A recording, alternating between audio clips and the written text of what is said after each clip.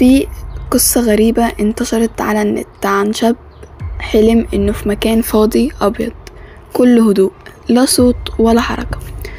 ظهر له راجل طويل لابس اسود ووشه مش باين، وقرب منه وقال له جملة واحدة بس: فاضلك 6 أيام، جهز نفسك.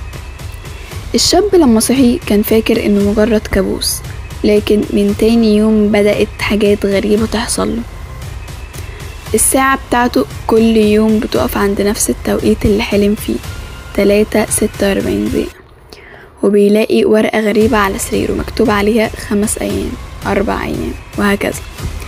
لما راح لدكتور نفسي عشان يحكيله، الدكتور قاله انها مجرد أوهام، بس وهو ماشي من العيادة شاف لوحة على الحيطة فيها نفس الشخص اللي ظهر له في الحلم.